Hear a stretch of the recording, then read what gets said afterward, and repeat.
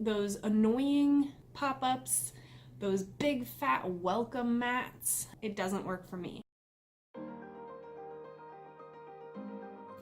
Hey there, it's Kayla from ivoremix.com, and today we're going to be talking about the 13 places you're probably not email list building, but you should be.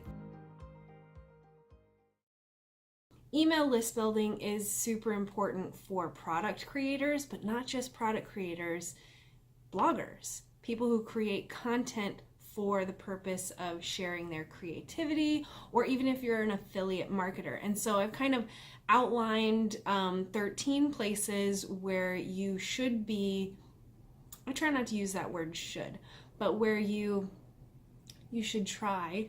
Anyways, where you should definitely try to be email list building. So I pulled up my computer screen and I've got my bullet point list. So why is email list building important? Well, email list building is important for, e-commerce websites, for product creators, coaches, people who have services, and also just bloggers and content creators. And the reason is it's a great way to monetize your content and get traffic to your content. Regardless of what you sell or what you do, you will get more eyes regularly on your stuff, whatever it is, if you have an email list and it's consistent. And if you can get it to grow over time, I'm not talking about consistent numbers month to month. I mean consistently growing numbers month to month, then all the better. And here's why. This is kind of why I consider myself somewhat of an expert on the topic, because in late 2015, I started my blog without really any knowledge of what I was doing. I knew I wanted to be creative, I knew I wanted to make things, and I knew I wanted to share it with the world. So I went from, let's just say in the beginning I was getting 30 to 50 subscribers a month. Yeah, a month. To now I get 150 subscribers a day. And it's mind-blowing. I mean, I'm averaging over 4,000 subscribers a month. And the truth is, in mid to September 2017, I did make this my full-time career. So stock photography, as well as marketing education for creators and other bloggers, is my full-time job now. And it's all because I've built my email list. So I made a list. Now the top 5, if you go to my website, they're in plain day. They're available for you to see. You just go to my website and you can see where I'm gathering email subscribers. So it's at the top of my blog post. It's in the middle of every blog post, whether it's a box with a button or a link. It generates a pop-up and it collects email addresses for people who want whatever information or freebie or information that I'm offering. And then it's also at the bottom of the blog post. So that's 3 areas: top, middle, and bottom. The 4th area is in my sidebar. So all of my top performing opt-ins and freebies, I've created graphics that go on the sidebar. Again, this is all stuff that you can see when you go to my website. So it's, most people kind of get it and get the idea.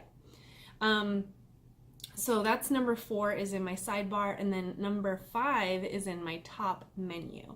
So if you go to the top of my website, you'll see free courses or free guides, and then on the other side is free stock photos. So if people go there, there's landing pages that people can, that my audience can learn more about what those freebies are and subscribe. So very plain and simple. So that's the top 5 places that are in plain sight. But the next few you may not have thought of. So number 6 is actually inside of your freebies. So, or even your products for sale. So let's say you have a free worksheet as an opt-in. In the body of that freebie, or in the email that you send out as a here's your freebie, or maybe at the bottom of that worksheet. You can have a link or a button or some kind of a graphic that people can click on and sends them to another blog post about another freebie, or about a webinar invite, or to a free mini course that may expand their knowledge or expand upon maybe the product that they purchased. So if you've sold them an online course, within one of the modules, you might mention another freebie of yours. Now you may be saying, well, isn't that already a subscriber? The thing is you can actually incentivize your existing subscribers and existing customers to share those additional freebies with their friends, family, or followers if they happen to be in the business blogging world or whatever. But incentivizing meaning you can provide them with another freebie if they share that existing freebie. So that's one way to incentivize existing subscribers so that you can get more subscribers. So inside of your existing products or freebies. Number 7 is actually in the emails and the sales funnel and the sequences related to whatever freebie that they've opted into, or your newsletter or your welcome sequence. So if you go into my sequence, it's a nurturing welcome sequence. I let you know what we're about. I give you some more information on topics you might be interested in, and I share links to additional landing pages or blog posts that send subscribers to freebies, which is another way to send people into another funnel or another, category to show me that they're interested in that topic as well, which helps me build campaigns in the future and helps me know who to market those campaigns to. So don't forget to put links to other related content that has freebies inside of your existing email funnels. Number 8 is on social media, of course, but specifically in the links. So don't just on Instagram. If you want to put just your website, you can, but what's more actionable and will get you more subscribers is to use that link area, whether it's Instagram, Pinterest, Twitter, Facebook. You're going to want to use that link to send people to a freebie. So if you go to my Instagram at _IvoryMix, you'll notice that I have a link tree. A link tree is a service that you can use. It's free, and it's actually a way to show more than one link. So if you have multiple freebies, you can include more links in the link tree. Now, if you really want to be specific, then just put the link to the one freebie that does the best for you. But definitely use your social media links to gather email subscribers. Don't just send them to your homepage. Make that link work for you. Okay, so number 9 is in your stories. So whether it's on Instagram or Facebook, you definitely want to utilize your stories for sending people to your blog posts, but you can also use it for sending people to your landing pages. You might do it once a day, you might do it once a week, but utilize your stories to send people to landing pages. But you're not just going to utilize it to send your existing followers to your landing pages and your opt-ins. You're going to use it to find new people to send to those freebies. And the way you do that is you use hashtags or location tags inside of your stories so that it's searchable and people can locate it when they're in the search area of Instagram, for instance. That will help you reach new people. So definitely use hashtags and use location tags when you're promoting a freebie inside of your stories. And then number 10 is to take those stories and to make them highlights or highlights on your Instagram. So if you go to Instagram, you'll probably see a lot of businesses or bloggers have the highlights. And what highlights are just stories that people have shared but saved into these groups or categories. So if you go to my Instagram, you'll see that I have a few on free stock photos, and then Pinterest and Instagram, and that sends people to the freebies that I have related to those topics. So you definitely want to utilize that to capture the attention of new followers or people who have visited your profile. So that is number 11. Let's see. Number 12 is guest blog posts. So you're probably familiar with guest blogging, and the benefits of guest blogging is obvious: getting people back to your website through a new channel, which is someone else's website. But don't just send them again to a landing page or send them to some blog post. Make sure that it's actionable content and an actionable link, so that you're telling them that whatever that guest blog article is about, you've got more information, a freebie, something that they can do to achieve whatever goal or plan they have, and can take that action and click on it and get your freebie. So utilize guest blog posts for getting more subscribers.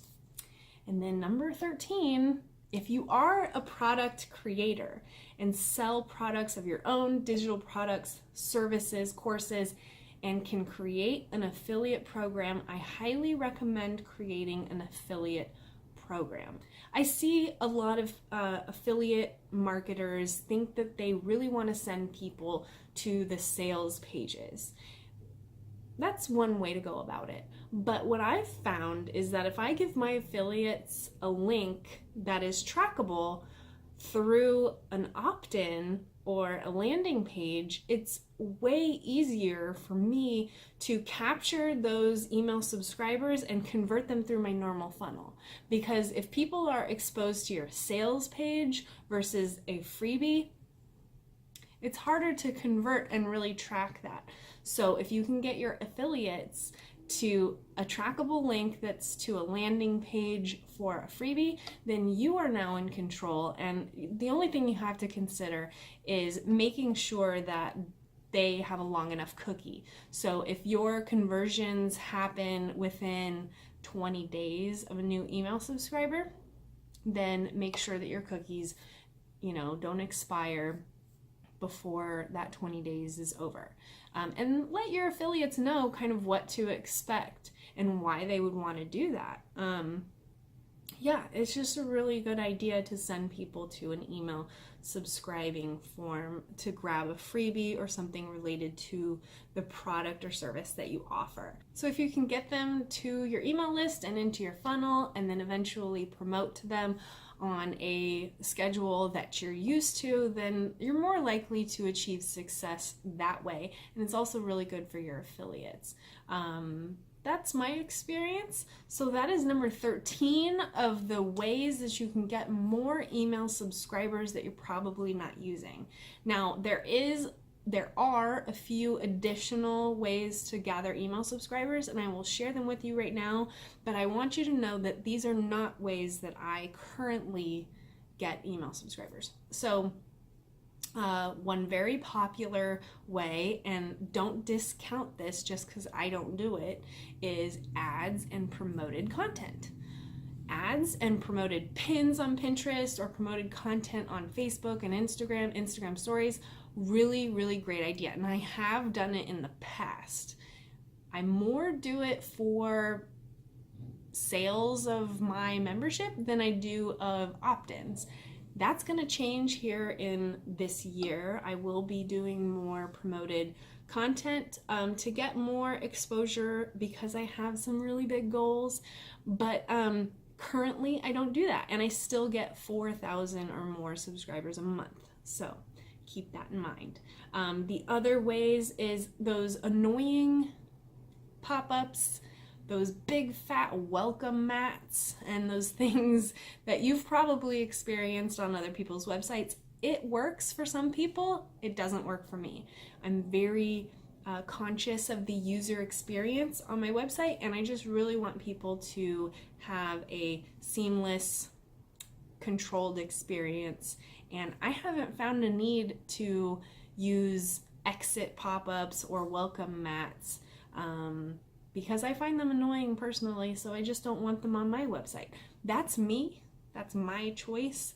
I don't discourage you from trying it. Definitely try it. If you find that you like it, keep it. That's perfect for you. You definitely want to spread out the ways that you are gathering email subscribers and getting more people onto your email list. Don't just use 1, 2, or 3 ways. Don't discount the additional ways that we've talked about here. And if you have any questions, leave it in the comments below.